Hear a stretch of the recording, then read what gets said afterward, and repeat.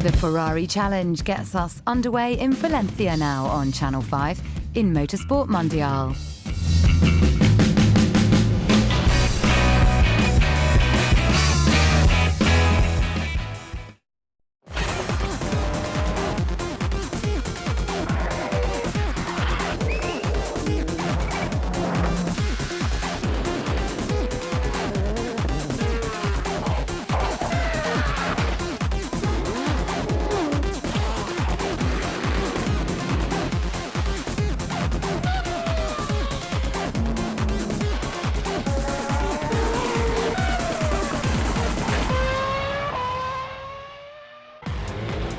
Hello and welcome. Coming up, action from the British Rally Championship. Plus, touring car racing from Valencia in Spain. There's the opening round of the Volkswagen Scirocco Cup. Well, let's begin with the Ferrari Challenge.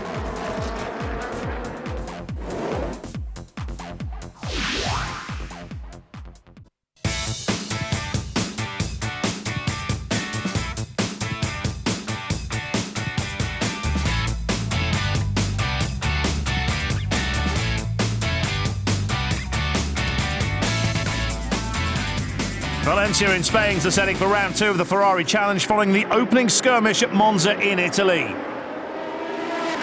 That's Alex Matchell in all sorts of bother in the middle of the grid, and that causes an almost immediate split into 2 groups.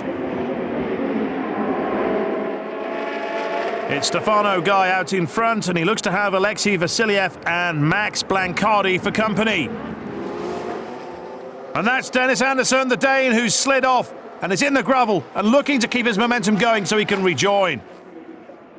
It's Vasiliev who looks to have the advantage over Stefano Guy as they negotiate turn 1. The Russian drifts onto the gravel and seemingly out of the race. He just goes sideways into the turn far too quick and is sucked into the gravel. Stefano Guy with Philip Baron right on his tail and continuing to close on the race leader with Max Blancardi holding 3rd place a short distance behind. This is the view from the man in 2nd place, Philip Baron, with Stefano Guy, his target. There's a back marker up ahead. It's the Frenchman, Alain Collari, and he's getting the signal from Guy that he's coming through. Yannick Malagol and Philippe Pretet getting in a muddle. Still, nothing to separate these 3 at the front. Guy continues to pull away, and barring any dramas, he will take the flag, but it's still very tight between the 2 men behind, with Baron and Blancardi still squabbling over 2nd place. The last lap then. And Baron and Blancardi both trying to reel in Guy. Not far to go. This one looks as if it's already settled. Into the last corner, the slow traffic mixed up with the front 3, but it's going to be a win for Stefano Guy. He'll cross the line ahead of Philip Baron with Max Blancardi in 3rd place. Then it's a big gap back to 4th, and it's delight for the Italian. Johnny Larson, the Danish driver, some way off the front 3 in 4th place. Very tight between the top 3, with a couple of seconds covering the podium. Race 2 about to get underway. They'll be hoping for a much cleaner start this time than we saw in race 1, especially at the back of the grid, which is where it all went a bit chaotic first time around. This is looking much more orderly, and so far, so good. And that's Dirk Adamski, who's in trouble and slides off into the gravel. The German driver limping back toward pit lane. It's the battle for 3rd place. It's Alexander Scriabin from compatriot Alexei Vasiliev. Then a small gap back to Jean-Marc Bachelier and Johnny Larson. Still no change between the front 2. Max Blancardi leading Stefano Guy, the 2 Italians, and these 2 enjoying their own private battle ahead of the rest of the field. Arnott Matchell finds himself in the gravel and going nowhere. The German driver will not be getting out of there unless he walks. This is his moment, and just too fast into the bend, unable to turn in time, and his speed carries him deep into the corner and out of the race. Blancardi and Guy deep in amongst the slower traffic as Christian Somnolay makes way for the race leaders. Oh, a mistake from the Frenchman. Almost takes out Gerald Grohmann, who does well to avoid him. And Somnolay got in a right angle, but looks as if he'll continue. That could have been a lot worse than it was. Still nothing to separate these two, consistently lapping at around the same time as each other. And it looks like it'll have to be a mistake or the intervention of slower traffic to change the way these two are going about their race at present. Here they go past the Russian driver Kyrylyuk, but Blancardi with the inside line should still hold on to the lead. There's still no way through for Guy, who continues to sit right on the exhaust of Blancardi. This could be the moment. Stefano Guy takes the lead of this race as he pushes up the inside of Max Blancardi, but he's pushed too hard. Oh, goes off into the gravel, fighting desperately to get back on track, which he does. Who dares wins is the motto, but not on this occasion for Stefano Guy. So Max Blancardi just needs to keep it neat and have no dramas on the final lap if he's to take the checkered flag. Here comes the Italian into the final bend. He has something like a 3.5–4 second advantage. And Blancardi crosses the line to win race 2 of the Ferrari Challenge at Valencia. Third in race 1, so a good day, especially with title rival Philip Barron failing to start and pick up any points. Victory for Blancardi with Guy in second and Scriabin the Russian not too far behind in third. Fourth goes to Vasiliev with Bachelier rounding out the top 5. The championship looks like this with 2 rounds completed and Blancardi in a very strong position, a 20-point advantage over the Russian pairing of Vasiliev and Scriabin. The next round of the series is at the Portimão circuit in Portugal. Next is off to Germany for the opening round of the Volkswagen Scirocco Cup.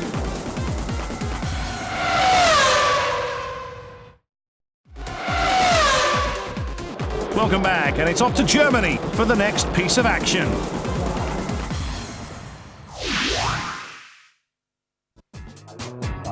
The Hockenheim ring is the setting for the opening round of this year's Volkswagen Scirocco Cup. During qualifying, Daniel Lloyd took pole position, setting a time of 1 minute 57.63 seconds. The 19-year-old British driver finished more than 5/10 ahead of Mateusz Lizowski from Poland. Rookie Michael Rasmussen was impressive, recording the 5th fastest time. Having taken the lead, Lizowski was the early pace setter, followed by Lloyd, with Patel third. Former DTM champ Nicola Larini, classed as one of the legends, he was in 4th, Nielsen 5th, Mobley 6th, Alsen 7th and Rasmussen 8th.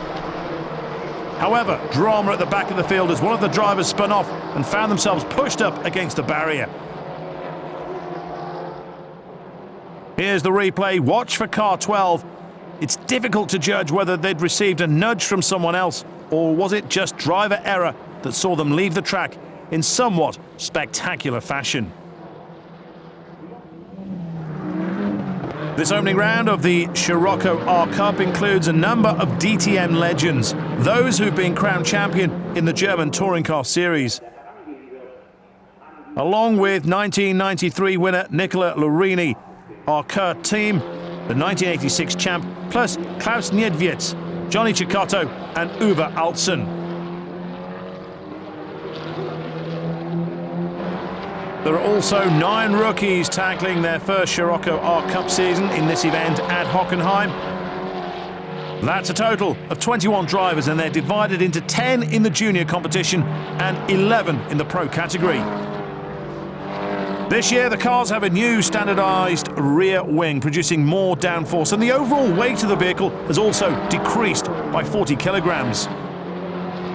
There's also 2 female competitors in the shape of Maiken Rasmussen and Eve Scheer behind the wheel of the 270 horsepower Sport Coupes.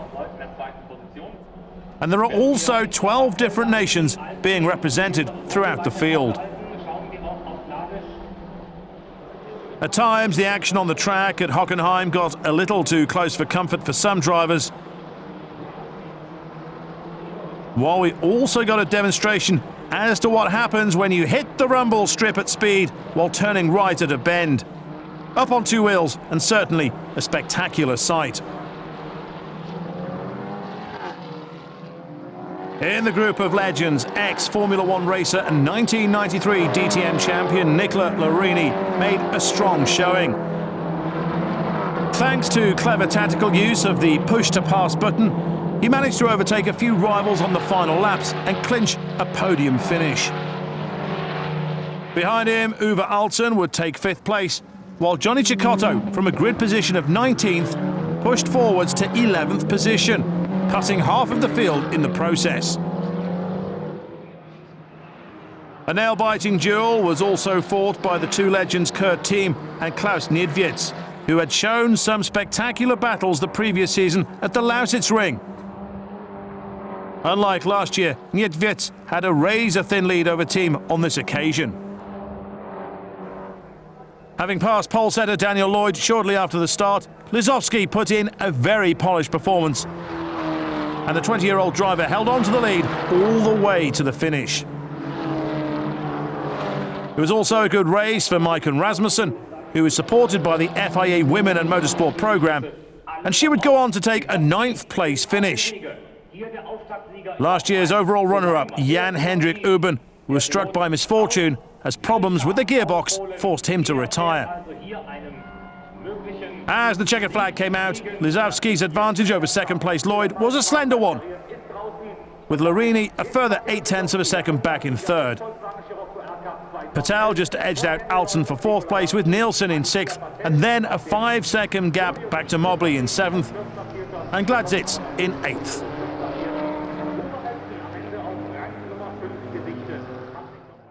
Joy then for Mateusz Lisowski and second-place Daniel Lloyd, the two young guns finishing ahead of 5 DTM legends. A super start to their Volkswagen Scirocco Cup campaigns. Confirmation of the result, 6 seconds covering the top 5 finishers following 11 laps of the Hockenheim ring. With 1 round completed, the championship standings reflect the race result, with 9 rounds still to come and trips to circuits such as the Nürburgring and Brands Hatch. The next 2 rounds are at the Spielberg in Austria. Up next, touring car action with the Superstar Series in Spain.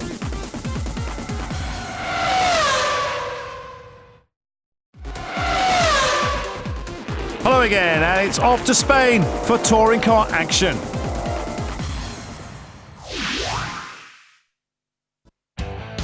Valencia in Spain's the setting for the latest round of the International Superstars. The first of 2 races fires into life. There's a car off the track toward the back, and there are more off. What a hectic start. They're all fairly spread out now as they sort themselves out into some kind of order around the Valencia racetrack.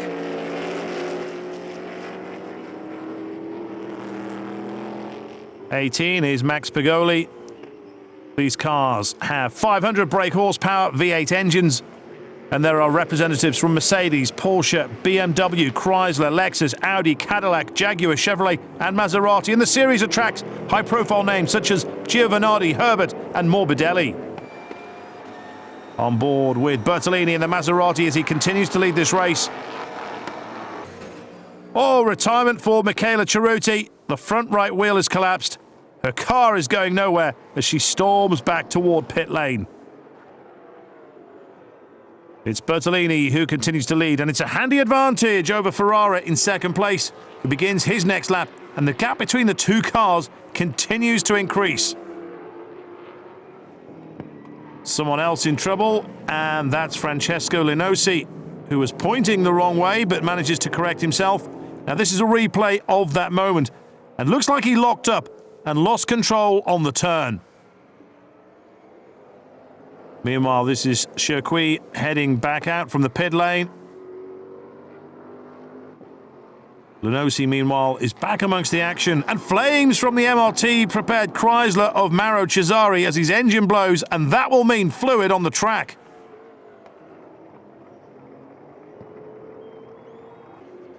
Bertolini still totally in command of this race. The gap back to second place now stands at 3.7 seconds. This is Biaggi coming under pressure from Pigoli. He has the line around the turn and should therefore protect his position. It's going to be Bertolini's race. No one has been able to stay with him around the Valencia racetrack. He crosses the line in first place. Luigi Ferrara closed in to reduce the deficit toward the end. But looking at the lap times, that was because Bertolini eased off. Thomas Biaggi takes third place to complete the Race 1 rostrum. 16 laps completed. This is how the leaderboard looks, with Gabellini in the BMW in fifth place behind the Mercedes of Pigoli. But it's the Maserati of Bertolini on top.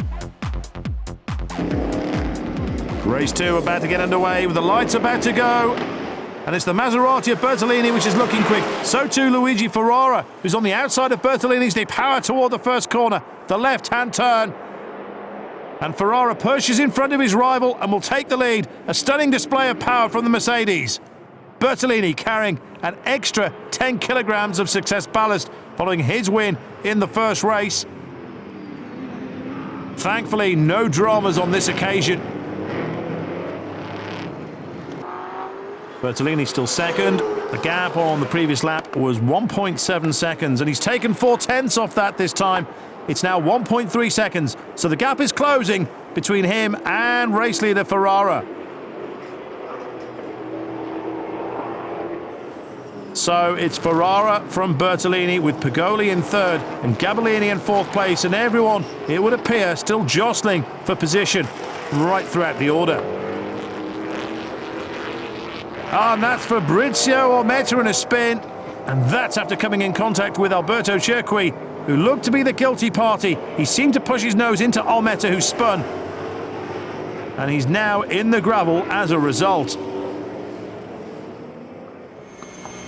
This is the view from inside the BMW of Thomas Biaggi as he looks to find a way past his teammate Stefano Gabellini and snatch fourth place away from him as they go into the final lap. Biaggi looking to slipstream his teammate and may look to pass on the brakes at turn 1, but Gabellini has enough of an advantage that prevents Biaggi from making a move. Luigi Ferrara has got this one in the palm of his hand. Bertolini is not close enough to threaten the race leader. Ferrara wins. It's his first of the season. Bertolini is second this time with Pigoli in third. And that was Gabellini who went off momentarily, and he loses fourth place to Biaggi, who slips through to take the position. It's delight, though, for Luigi Ferrara in the Mercedes, who wins the second race of the day. This is how they finished, with less than 10 seconds covering the top 5, and BMW failing to get on the podium, which is occupied by a Maserati and 2 Mercedes. In terms of the championship, the win strengthens the overall lead of Luigi Ferrara, who now has an 8-point advantage over second-placed Max Pigoli.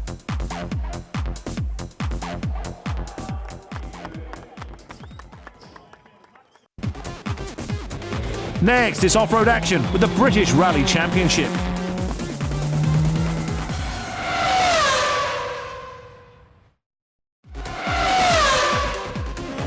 Welcome back, where the focus now switches to the British Rally Championship.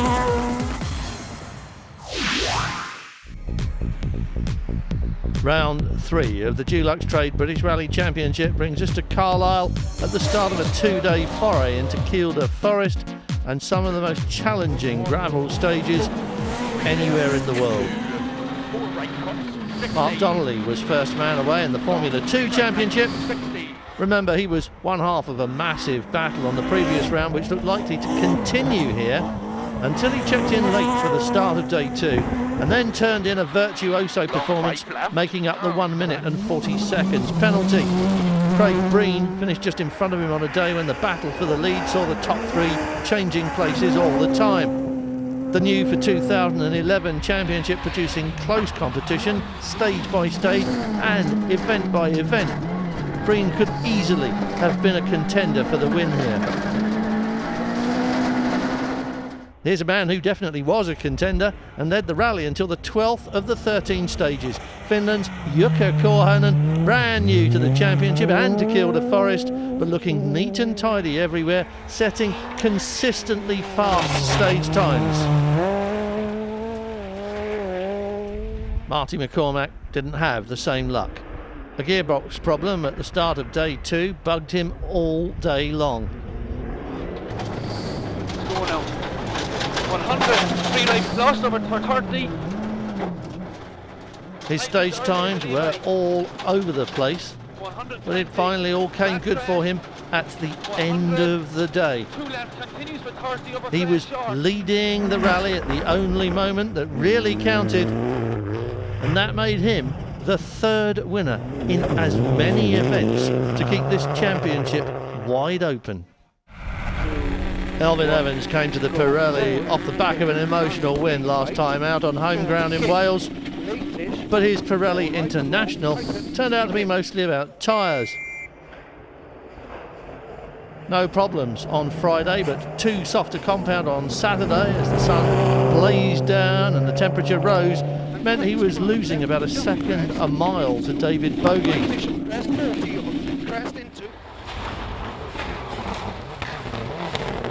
There was nothing he could do about it at first, but a switch to a harder compound did the trick. But then a front wheel puncture with 2 miles to go on stage 6 sent him back to 5th place, and that was his challenge ended. That promoted both of the S2000 Skodas, which had been running in formation most of the day. Johnny Greer ended it in 3rd place behind his teammate, as the pair of them looked increasingly comfortable with cars they hadn't driven until they started round 1 in February. Robert Barrable was the surprise in the Skoda package. He launched himself up from 5th place to 3rd and then inherited Elfyn Evans' 2nd place, though he was too far behind the leader at this late stage in the proceedings to even think about a challenge, though he never let off the pressure and he kept the rally leader honest all day long.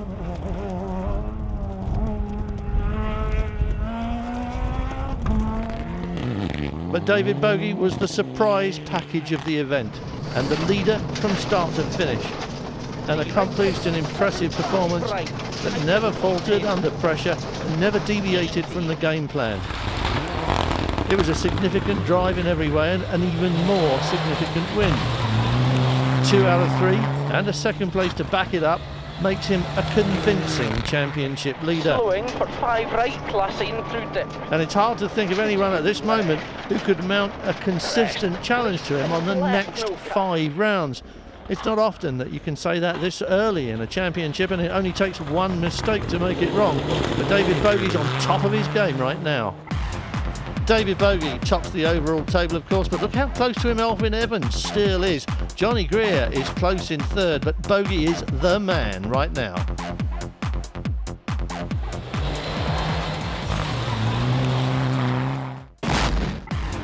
That's all for now, but join us again next time for more top-class motorsport entertainment.